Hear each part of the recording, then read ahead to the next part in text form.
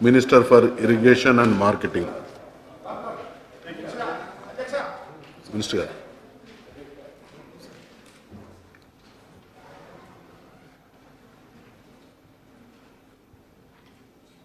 అధ్యక్ష, నిన్న మీరు మధ్యాహ్నం తర్వాత మీరు లేరు, గౌరవ డిప్యూటీ స్పీకర్ గారు చైర్లో ఉన్నప్పుడు జరిగినటువంటి విషయాన్ని ఒకటి రెండు విషయాల్లో మీకు తెలియపరుస్తాం అధ్యక్ష. ముఖ్యంగా సభ సజావుగా జరగటానికి మనం అందరం ఆశించిన విధిగా నూతన ఒరవడిని కొనసాగించటానికి ఒకవేళ ఆవేశాల్లో ఎవరైనా మాట్లాడుతున్నా పరస్పరం అవగాహన కల్పించడానికి ఇటు మేము ఇటు మీరు ప్రయత్నం చేస్తూ పరస్పరం అర్థం చేసుకుంటూనే ఈ సభని చాలా ముందుకు ఊందాగా తీసుకుపోతున్న విషయం మీకు తెలుసు అధ్యక్ష. అందుకు మేము సహకరిస్తున్నటువంటి తీరు కూడా మీకు తెలుసు అధ్యక్ష. అందులో సభా సమయం చాలా తక్కువ ఉన్నందు మూలాన ఏదైతే డిమాండ్స్ ఈ సభ వివిధ కారణాల చేత కొద్ది రోజులే నడపడానికి నిర్ణయించి ఆ నిర్ణయించిన సమయంలో తగిన సమయం అందరికీ రాకపోవటం మూలాన ఈవెన్ డిమాండ్స్ పైన కూడా పూర్తిగా అటు మంత్రులు సమాధానం చెప్పడానికి కానీ లేక మేము పూర్తిగా వివరాలన్నింటినీ అడిగి తెలుసుకోవటానికి కానీ ఇరుపక్కల కూడా ఇబ్బందికరమైంది.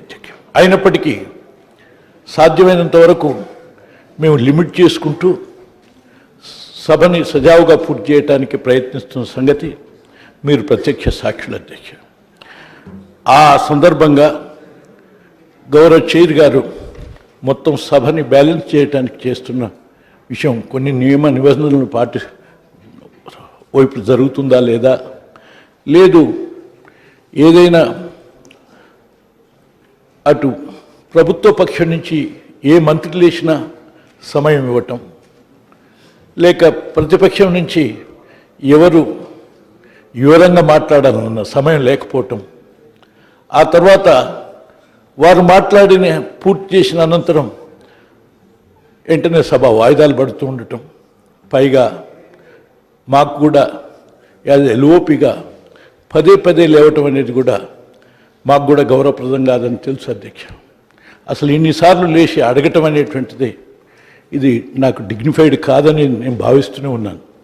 అయినప్పటికీ ఉన్నటువంటి పరిస్థితుల్లో సభ్యుల యొక్క ఆవేశము ఆవేదనను ఎన్నిసార్లు అట్నుంచి మాట్లాడుతున్నప్పుడు మీరైనా మాట్లాడరు, మమ్మల్ని మాట్లాడనివ్వరని వాళ్ళ ఆవేదనని సరిచేయటానికి వీలుగా నేను పదే లేవాల్సినటువంటి అవసరం వస్తుంది. ఆ భాగంగా మీరు గమనించి వీటిని సరిచేయటానికి నేను చేస్తున్న ప్రయత్నం కానీ లేకుంటే మొత్తం సభను కానీ చైర్ స్వీకరించి ఆలోచించాల్సిన అవసరం ఉంది అధ్యక్ష. కానీ నేను కానీ సభ్యులు వదిలిపెట్టండి, ఆఖరిగా సబ్జెక్ట్ అయిపోయేదాకా కూడా సహకరిస్తామని లేక సబ్జెక్టులు పూర్తి చేయడానికి సహకరిస్తామని నేను సలహా ఇచ్చి ఇది చెప్పినాక ఆఖరిగా మేము చెప్పవలసినటువంటి మాట అడగవలసినటువంటి మాట ఒకటి అడిగి తెలుసుకోవటానికి కూడా వీల్లేనటువంటి పరిస్థితి.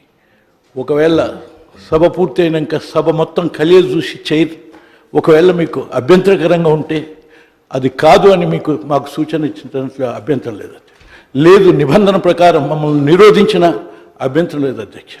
లేదా మా రిక్వెస్ట్ని మన్నించాల్సినటువంటి అవసరం ఉంటుందని చైర్ భావిస్తే వెంటనే దానికి తగిన అవకాశం ఇచ్చి త్వరగా క్లోజ్ చేయడానికి ప్రయత్నం చేయడం అభ్యంతరం లేదు అధ్యక్ష. ఇవి కనీసమైనటువంటి ఈ విషయాలని పాటించకుండా పోతున్నటువంటి సభలో ఇది చాలా బాధాకరం, విచారకరం అధ్యక్ష. కేవలం ఇది మాట్లాడనివ్వకుండా తెలియజేయకుండా ముందే ప్రభుత్వం వాళ్ళ పని పూర్తి చేసుకొని పోతుందంటే అది ప్రభుత్వానికి కూడా ఉందతనం కాదు అధ్యక్ష. ఈ విషయాన్ని మీకు గుర్తు చేస్తూ నిన్న జరిగినటువంటి సంఘటనకు మా బాధని విచారాన్ని వ్యక్తం చేస్తూ వెంటనే మీరు చైర్గా మీకున్నటువంటి అధికారాలే కాదు, మీరు చైర్గా స్పీకర్ ఎవరున్నా స్పీకరే, మేము గౌరవించడానికి అభ్యంతరం లేదు. కానీ నిన్న జరిగినప్పుడు డిప్యూటీ స్పీకర్ గారు అక్కడ ఉన్నటువంటి స్థాయిలో ఏం జరిగింది ఏంటిది విషయాల్ని వారినితో మీరు తెలుసుకొని చర్చించి, లేక తగిన సూచనలు సలహాలు వారికి ఇచ్చి, లేకుంటే సభని ముందుకు తీసుకుపోతే దాంట్లో, లేక మాకు తగిన సలహాలు సూచనలు ఇచ్చి జరిగినటువంటి విషయాన్ని మీరు అర్థం చేసుకొని మాకు వివరిస్తే సభకు హుందాగా ఉంటుంది, గౌరవం ఉంటుంది. అందుకని వెంటనే మీరు వారిని పిలిచి చర్చించండి. మీరు పిలవదలుచుకుంటే మమ్మల్ని కూడా పిలవండి, లెజిస్లేటివ్ మినిస్టర్ కూడా పిలవండి. లేదంటే మీరు చర్చించైనా సరే మాకు వివరిస్తే ఇదిగా ఉంటుందని చెప్పి మీ అందరికీ మీకు మనవి చేస్తున్నాం అధ్యక్ష. అంతసేపటి వరకు అవసరమైతే మీరు ప్యానెల్ స్పీకర్ని కూర్చోబెట్టి మీరు చర్చించి ఇది చేస్తే బాగుంటుందని మీకు విజ్ఞప్తి చేస్తున్నాను.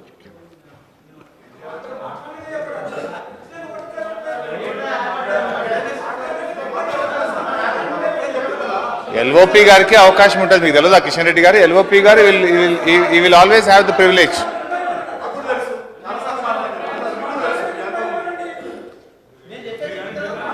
సార్ ఇప్పుడు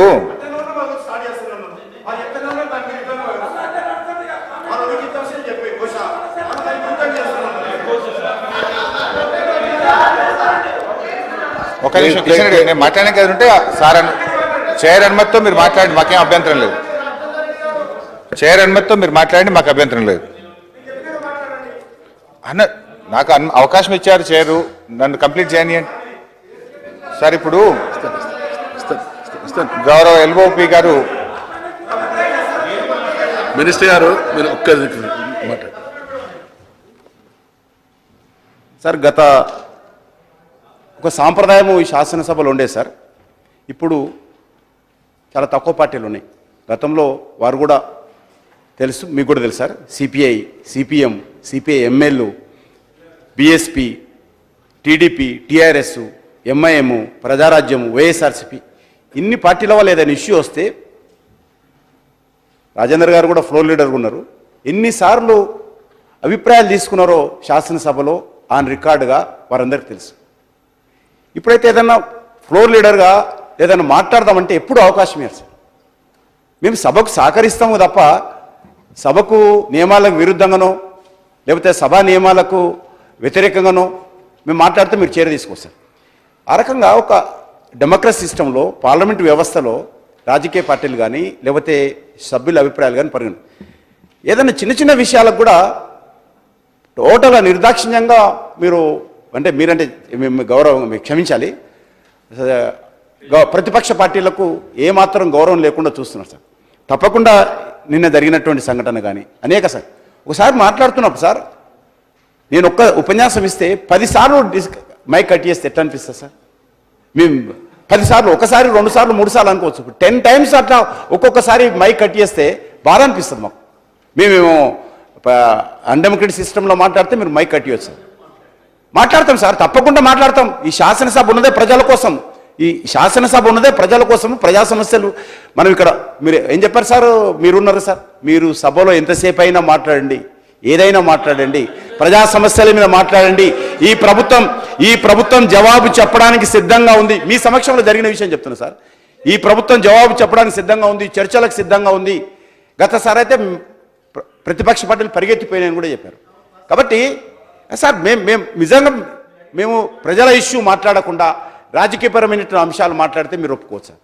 ప్రజల ఇష్యూ సార్ ఈరోజు మీరు అర్థం చేసుకోవాలి సార్. ఇందిరా పార్క్ దగ్గర ధర్నా చౌకలే సార్, ప్రజలు మాకు వచ్చి విజ్ఞప్తులు ఇస్తున్నారు సార్. ఎక్కడ చెప్పాలి సార్?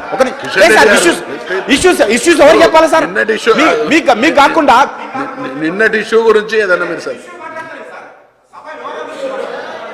మాకు వచ్చినప్పుడు మీరు కూడా గౌరవ శాసనసభ్యులుగా చాలా సంవత్సరాలు పనిచేశారు సార్, అనుభవం ఉన్నోళ్ళు సార్. మీకు చాలామంది రిప్రజెంటేషన్ ఇస్తారు, అనేక చేతివృత్తుల వాళ్ళు, కుల సంఘాల వాళ్ళు, ఉద్యోగ సంఘాల వాళ్ళు ఇస్తే మా వేదిక ఇస్తారు. ఇదే కదా సార్? లేదా మాకు ఇవ్వద్దు, మాకు స్పీకర్ టైం ఇవ్వడు, ఈ ప్రభుత్వం సభలో మాట్లాడనివ్వదు అని చెప్తాం సార్. మాకు ప్రజలకు ఏదైనా వచ్చి చెప్పినప్పుడు ప్రజలకు ఏదైనా మాకు చెప్పినప్పుడు ఇదే వేదిక కదా సార్?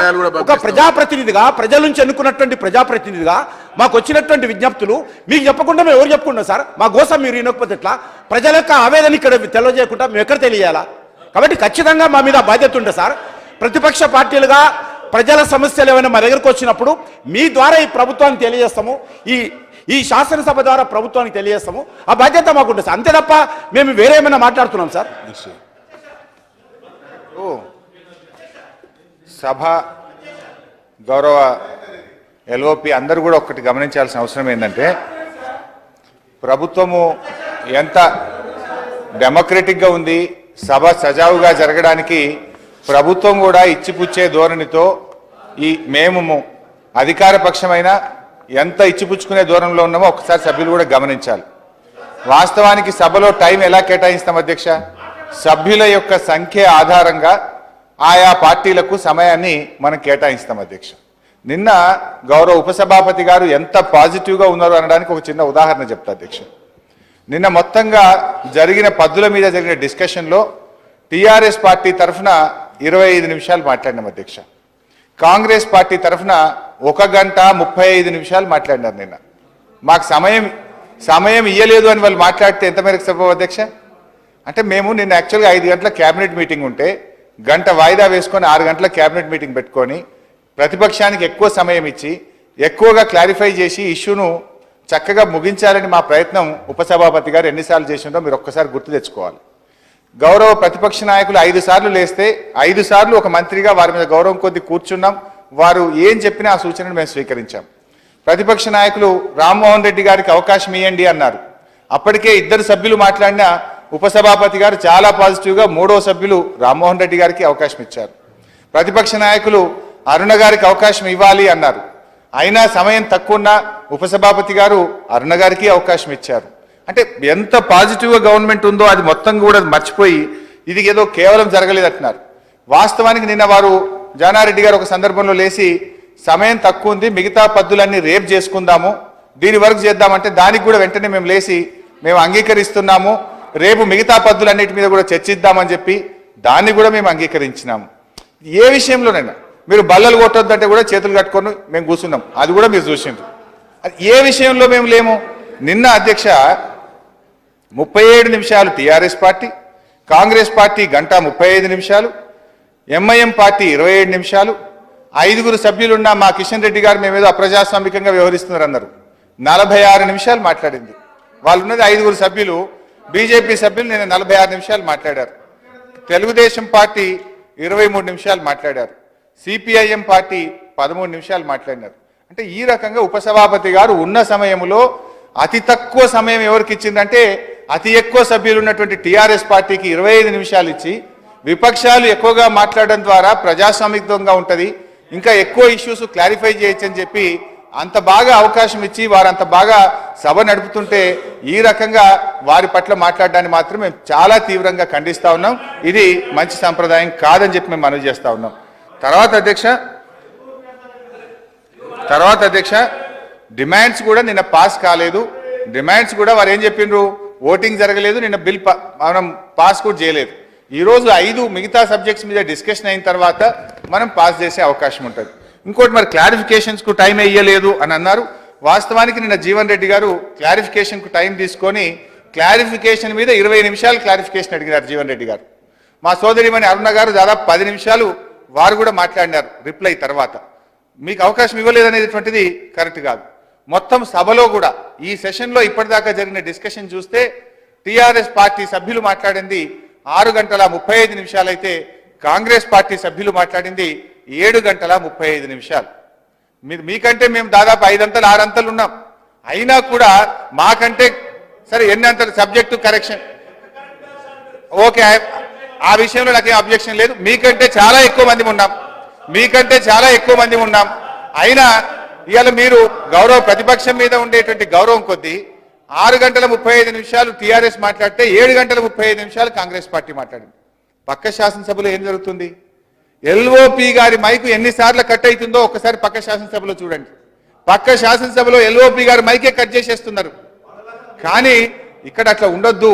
కొత్త సభ మన గౌరవ ముఖ్యమంత్రి గారు బాగా నడపాలనేటువంటి ఒక మంచి సాంప్రదాయంతో మేము ముందుకు పోతున్నాం. అంతే తప్ప ఒకరి పట్ల డిప్యూటీ స్పీకర్ గారి పట్ల వారి మహిళ వారి పట్ల ఆ రకమైనటువంటి మనం మాట్లాడేటువంటి మాటలు మంచిది కాదని తెలియజేస్తూ మీరు ఇంకా ఏదన్నా గౌరవ ఎల్ఓపి గారు మాట్లాడాలంటే మళ్ళీ పద్ధతుల మీద మాట్లాడినప్పుడు తప్పకుండా వారిని మాట్లాడమనండి. వారంటే మాకు ఎనలేనటువంటి గౌరవం ఉంది. సభ బాగా జరగాలనేటువంటిది మాకు కోరికే తప్ప మాకెవ్వరి పట్ల కూడా ఎవరో తక్కువ మాట్లాడినటువంటి ఆలోచన ఎంత మాత్రం కూడా లేదని మీ ద్వారా వారికి తెలియజేస్తారు.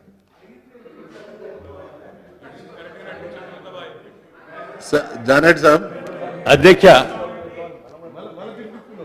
అధ్యక్ష, నేను మీకు విజ్ఞప్తి చేసింది ఏంటిది, ప్రభుత్వానికి విజ్ఞప్తి చేసింది ఏంటిది.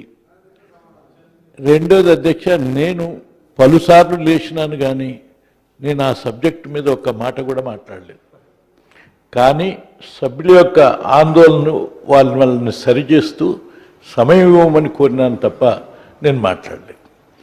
లాస్ట్లీ ఒక విషయాన్ని ప్రభుత్వానికి సూచన ఇవ్వాలి, సలహా ఇవ్వాలి ఆ సబ్జెక్టు మీద అనుకున్నాను. ఈ డిమాండ్స్ కొనసాగుతున్నాయి కాబట్టి రేపు మాట్లాడండి అని ఒకవేళ గౌరవ స్పీకర్ గారు చెప్తే అభ్యంతరం లేదు అధ్యక్ష.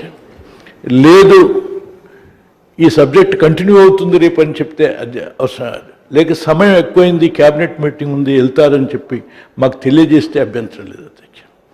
కానీ కనీసమైనటువంటి విషయం 10 సార్లు 20 సార్లు లేచి రిక్వెస్ట్ చేస్తుంటే ఆ రిక్వెస్ట్ని కనీసం మీ చుట్టూ మీ సభ్యులు ఉండి మిమ్మల్ని విననీయలేదు. వారు హౌస్ అడ్జైన్ చేసేటప్పుడు మీ రికార్డ్ చూసుకోండి, గౌరవ ఎల్ఓపి గారి సూచన మేరకు మిగతా పద్ధతులన్నీ కూడా రేపు తీసుకోవడం జరుగుతుందని చెప్తూ సభ వాయిదా వేసినారు. అయితే మీ చుట్టూ మీ సభ్యులు ఉండడం వల్ల మీరు ఆ మాట వినలేకపోయినారు, అది కూడా గుర్తుంచుకోండి. అధ్యక్ష, ప్లీజ్ సైలెన్స్. మా రిక్వెస్ట్ అలా జరిగినటువంటి యొక్క తీరు ఇక ముందు ఇటువంటి జరగకూడదు అనేటువంటి విషయానికి మీకు సూచన ఇస్తున్నాను. మీరు మా ఈ రిక్వెస్ట్ని మీరు మన్నించితే సరే మీ ఇష్టము, లేకపోతే సభలో ఇట్లాగనే మేము ఖండిస్తుంటాం, మీ రిక్వెస్ట్ అనేది ఖాతరు చేయం అని అంటే ఇక్కడ కూర్చోవటం కూడా చాలా ఇబ్బందికరమే అధ్యక్ష. ఈ విషయాన్ని మీరు గమనించి జరిగిన సంఘటన ఏదో నిజంగా అందరికీ తెలుసు అనుకోండి, కానీ యాజ్ ఎ స్పీకర్ ఇక్కడ సభ ముందర చర్చించేది కాదు కాబట్టి యాక్చువల్ పరిస్థితిని మేము విషయాలన్నీ ఇక్కడ చైర్ మీద వేరు విధంగా మాట్లాడి చెప్పడం భావ్యం కాదు కదా అధ్యక్ష. లేక చైర్ దగ్గర ఏం జరిగింది, మేమేం ఫీల్ అయినామో మా ఫీలింగ్స్ని మీకు తెలియపరచడం అనేటువంటిది సబబా కాదు అధ్యక్ష. ఫీలింగ్ సరి అయినవి అయితే ఇట్లా సర్దుకుందాం అనేటువంటి విషయాన్ని మా అందరికి సూచనలు ఇవ్వటం సబబా కాదు అధ్యక్ష. ఈ విషయంలో నేను చేస్తున్నటువంటి విజ్ఞప్తిని ఏదో మేము ఏదో అడుగుతున్నాం, దాన్ని ఖండిస్తున్నాం, అది లేదు అనేటువంటి విషయాన్ని మేము ఖండించకుంటే మేము ఇప్పుడు ఏమన్నా వేరే దండించమని చెప్పినామండి? మేము దండించమని చెప్పినామా? మీరు ఖండించటం ఓన్లీ ఐఎమ్ రిక్వెస్టింగ్ సభ సజావుగా ఉండటానికి మా ఫీలింగ్స్ మీకు వ్యక్తపరుస్తాం. ఆ ఫీలింగ్స్ కూడా తీసుకొని ఇక ముందు పరస్పర అవగాహనతో ముందుకు సాగాలనేటువంటి అంశాన్ని మాత్రమే రిక్వెస్ట్ చేస్తున్నాను తప్ప వేరే విధంగా చెప్తలేనే. ఈ విషయాన్ని కనీసం ఆలోచించాల్సిన అవసరం స్పీకర్ గారికి ఉన్నదని చెప్పి నేను భావిస్తున్నా అధ్యక్ష. మీరు దీన్ని స్వీకరిస్తారని కూడా నేను భావిస్తున్నాను. లేకుంటే సభలో మీరు వినటం, మేము వెళ్ళిపోవటం, ఏదో అనటం అనేటువంటిది సబబుగా ఉండదు అధ్యక్ష.